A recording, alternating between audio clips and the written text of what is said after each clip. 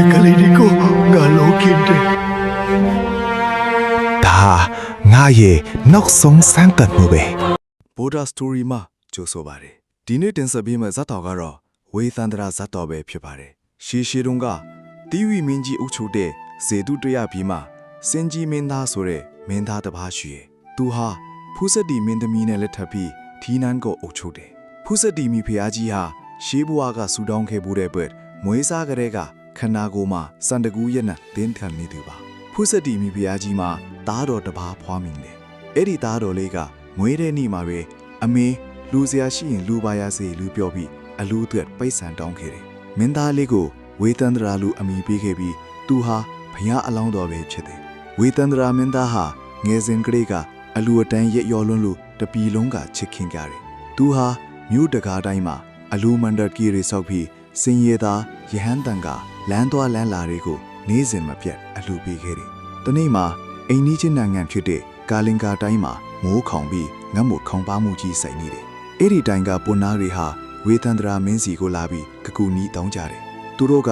အရှင်မင်းကြီးကာလင်ကာတိုင်းမှာမိုးမရွာလို့ကောက်ပဲတီးနံတွေပစ္စည်းကုန်ပါတယ်။အရှင်မင်းကြီးရဲ့အစဉ်ဖြူတို့ကိုပင်းဆောင်ခွင့်ပြုရင်မိုးရွာပြီးပြည်သူတွေချမ်းသာရမယ်လို့ယုံကြည်ပါတယ်လို့ရှောက်တင်ကြတယ်။ဝေတန္တရာမင်းကချက်ချင်းပဲကောင်းပါပြီစင်ဖြူတော်ကိုပင့်ဆောင်သွားပါလို့လူလိုက်တယ်။စင်ဖြူတော်နဲ့အတူစင်ရဲ့တန်စားပလာတွေကိုပါအကုန်လှူပစ်လိုက်တယ်။ဒါကိုမြင်တဲ့ပြည်သူတွေကအရန်တော်တာထွက်ကြတယ်။စင်ဖြူတော်ဟာငါတို့တိုင်းပြည်ရဲ့အုတ်ထင်းတို့မိုးရွာစေတဲ့စင်ဒီစင်ကိုသူများပေးလိုက်ရင်ငါတို့တိုင်းပြည်ပျက်စီးမယ်ဆိုပြီးဘရင်သိဝီမင်းကြီးကိုတွားတိုင်ကြတယ်။သိဝီမင်းကြီးလည်းပြည်သူတွေရဲ့စန္ဒအတိုင်းဝေတန္တရာမင်းကိုတိုင်းပြည်ကနေနှင်းထုတ်လိုက်တယ်။မင်းကိုဝင်ကားတောင်နှန်းကိုတွားပြီးနေထိုင်ရမယ်လို့အမိန့်ချလိုက်တယ်ဝေတန္တရာမင်းကဘာမှမငင်းဘူးဒါပေမဲ့မထွက်ခွာခင်နောက်ဆုံးအလူအနေနဲ့900သောအလူကြီးကိုပြုလုပ်ခဲ့တယ်စင်း900ငင်း900ယထာ900မင်းမ900နွား900ကျုံ900အစားအသောက်တွေအများကြီးကိုယူတိုင်းခဲ့တယ်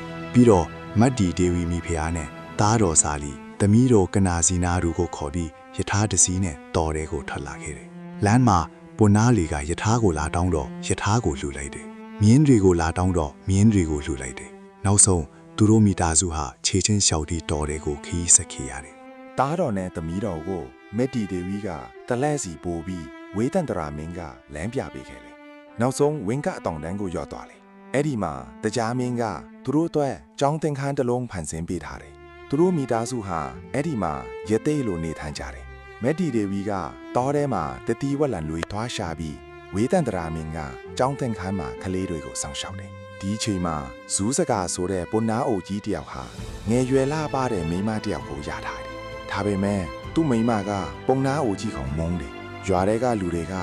နင်းယောက်ျားအိုကြီးကဘာမှမကြံနိုင်ဘူးဝေတန္တရာမင်းကြီးစီတွားပြီးကျွန်းတယောက်တောင်ဖြစ်စမ်းပါလို့ပြောကြတယ်ဇူးစကားလည်းမိန်းမရဲ့စကားကိုနားမထက်တာလို့ဝေတန္တရာမင်းကိုရှာဖွေဖို့တောထဲကိုထွက်လာခဲ့တယ်လမ်းမှာမုတ်ဆိုးတယောက်နဲ့တွေ့ပြီးဝေတန္တရာမင်းရှိတဲ့နေရာကိုမေးမြန်းခဲ့တယ်။ဇူးစကားဟာဝေတန္တရာမင်းစီကိုရောက်လာပြီးမင်းကြီးကျွန်တော်ကအိုမင်းမစွမ်းဖီနေပါပြီ။ကျွန်တော်ရဲ့မိန်းမကလည်းကျွန်တော်ကိုကူညီမဲ့သူမရှိလို့ဆဲဆိုကြိမ်မောင်းနေပါတယ်။မင်းကြီးရဲ့တားတော်နဲ့သမီးတော်ကိုကျွန်တော်ကိုပေးသနာပါလို့တောင်းတယ်။ဝေတန္တရာမင်းဟာဒီစကားကိုကြားတော့တွန့်လွတ်သွားတယ်။ဒါပေမဲ့သူကဒါနပါရမီကိုအထွတ်ထိပ်ရောက်အောင်ဖြည့်ကျင့်နေတဲ့ဘုရားလောင်းပဲ။ဒါကြောင့်ကောင်းပါပြီ။ဇာလီနဲ့ကနာစီနာကိုမင်းကိုလူပါတယ်လို့ပြောလိုက်တယ်။သားတော်နဲ့သမီးတော်ဟာ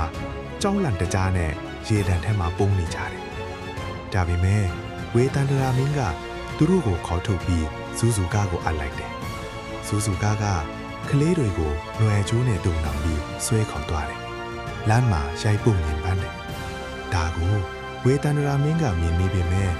ဒါဟာငါရဲ့ဒါနပါရမီကိုစမ်းသပ်တာပဲလို့တွေးပြီးတေးခတ်နေခဲ့တယ်။အဲ့ဒီနေ့မှာမက်တီဒေဝီဟာတောထဲမှာတစ်တီဝလန်းတွေတွားရှာနေတယ်။ဒါပေမဲ့နတ်တွေကသူမကိုကြောင်းတင်ခန်းကိုစောစောပြန်မရောက်အောင်တေကြားချင်းတီအထွေနေနဲ့လမ်းကာစီထားကြတယ်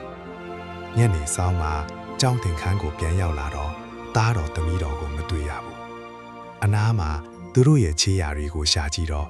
ຫນွယ်ကျိုးတွေနဲ့ဆွဲခေါ်သွားတဲ့အရာတွေသွေးဆက်တွေကိုတွေ့လိုက်ရတယ်။မက်တီဒေဝီဟာဝမ်းနဲ့လွန်းလို့မေ့မျောသွားတယ်။ဝေတန္တရာမင်းကရေပတ်ပြီးတတိယအောင်လုပ်တယ်။ ပြီးတော့အမှန်အတိုင်းပြောပြတယ်မတ်တီငါတို့ရဲ့သားသမီးတွေကိုစူးစူကပုံနာကိုလူလိုက်ပြီးဒါဟာငါရဲ့ဒါနာပါရမီပဲ မဲတီဒေဝီဟာခိတ္တတုံလို့တွားပေမဲ့သူမဟာဝေတန္တရာမင်းရဲ့ပါရမီဖြစ်တဲ့အတွက်မျက်ရည်တုပ်ပြီးမင်းကြီးရဲ့ဒါနာပါရမီအတွက်ကျွန်တော်လည်းဝမ်းမြောက်ပါတယ်လို့ပြောလိုက်တယ်ဒီအချိန်မှာတရားမင်းဟာဝေတန္တရာမင်းရဲ့ပါရမီကိုနောက်ဆုံးအကြိမ်စမ်းသပ်ဖို့ပုံနာအသွင်နဲ့ရောက်လာတယ်သူကမင်းကြီးကျွန်တော်ကအိုမင်းမစွမ်းဖြစ်နေပါပြီမိမလည်းမရှိပါဘူးမင်းကြီးရဲ့မိဖုရားမဲတီဒေဝီကိုကျွန်တော်ကိုပေးသနာပါလို့တောင်းတယ်ဝေတန္တရာမင်းဟာမဲတီဒေဝီကိုကြည်လိုက်တယ်မဲတီဒေဝီကခေါင်းညိတ်ပြတယ်ဒါနဲ့ဝေတန္တရာမင်းကခေါင်းပါပြီမဲတီဒေဝီကိုမင်းကိုလူပါတယ်လို့ပြောလိုက်တယ်ဒီအခါမှာတကဘာလုံးတုံလုသွားတယ်နက်တွေမြမတွေအားလုံးအံသွားကြတယ်တရားမင်းကမူလရုပ်ပြန်ဖော်ပြီးမင်းကြီးရဲ့ဒါနပါရမီဟာအထွတ်တုံလုံးကိုရောက်ပါပြီငါကတရားမင်းပါမင်းကြီးကိုစမ်းတတ်တာပါမိဖုရားကြီးကိုမင်းကြီးစီပြန်အပ်ပါတယ်လို့ပြောတယ်ပြီးတော့တရားမင်းကဝေတန္တရာမင်းကိုဆူတောင်းခွင့်ပေးတယ်ဝေတန္တရာမင်းကငါရဲ့ခမည်းတော်ကငါကိုပြန်ခေါ်ပါစေငါဟာဘယ်သူကိုမှမတတ်မိပါစေနဲ့ငါရဲ့ပြည်သူတွေချမ်းသာပါစေငါရဲ့အလူဟာဘယ်တော့မှမကုန်ခန့်ပါစေနဲ့စတဲ့ဆူတွေကိုတောင်းခဲ့တယ်တရားမင်းကဆူအားလူကိုပေးသနာခဲ့တယ်ဒီအချိန်မှာစူးစူခါပုံနာဟာလမ်းမာပြီးဇေတုတရပြည်ကိုရောက်သွားတယ်တေဝီမင်းကြီးကဇာလီနဲ့ကနာစီနာကိုညင်တော့မြေးတော်တွေမှတည်သွားတယ်စူစကာကငွေတွေအများကြီးပေးပြီးမြေးတော်တွေကိုပြန်ဝယ်လိုက်တယ်စူစကာကတော့အစားအလွန်အကျွံစားပြီးတေဆုံးသွားတယ်တေဝီမင်းကြီးဟာစစ်တေဘိုးပါတွေနဲ့အတူဝင်းကတောင်တန်းကိုတွားပြီးဝီတန္ဒရာမင်းကိုပြန်ခေါ်လာတယ်ပြည်သူတွေအားလုံးကဝမ်းသာအားရကြိုဆိုကြတယ်ဝီတန္ဒရာမင်းဟာဇေတုတရပြည်ကိုပြန်ရောက်ပြီးထီးနှန်းကိုဆက်ခံအုပ်ချုပ်တယ်သူဟာဘဝတလောက်လုံးအလူဒါနာတွေဆက်လက်ပြုလုပ်ခဲ့ပြီးကွယ်လွန်တဲ့အခါမှာတော့နတ်ပြည်ကိုလာရောက်ခဲ့တယ်ကဲပရိသတ်တို့ဤဇလန်းဟာသင်ခန်းစာ၃ချက်ကိုဖော်ပြထားပါတယ်ပထမအနေနဲ့ဝေတန္ဒရာမင်းဟာတားတော်သမီးတော်နဲ့မိဖုရားကိုပါလူဒန်းခဲ့သည်မှာဒါနပါရမီအထွတ်အထိပ်ဖြစ်ပါတယ်ဒုတိယအနေနဲ့မတ္တိဒီဝီဟာဝမ်းနည်းစရာတွေကြားထဲမှာတောင်မင်းကြီးရဲ့ဒါနကိုဝမ်းမြောက်စွာထောက်ခံခဲ့သည်မှာပါရမီဖြည့်ဖက်ပြီးစိတ်ဓာတ်ဖြစ်ပါတယ်နောက်ဆုံးအနေနဲ့အလူဒါနဟာလူကိုဘေးဒုက္ခကနေကယ်တင်နိုင်ပြီးနောက်ဆုံးမှာကောင်းကျိုးချမ်းသာပြန်ရစေဒီမှာအလူဤစွမ်းအားဖြစ်ပါတယ်နောက်ထပ်ဆက်တော်ကောင်းဒီကိုတင်ဆက်ပြီးနိုင်ဖို့ကျွန်တော်တို့ရဲ့ channel လေးကို like and subscribe လုပ်ပြီးခေါင်းလောင်းလေးနှိပ်ခဲ့ကြပါအောင်နော်နောက်ဗီဒီယိုမှာပြန်တွေ့ကြပါမယ်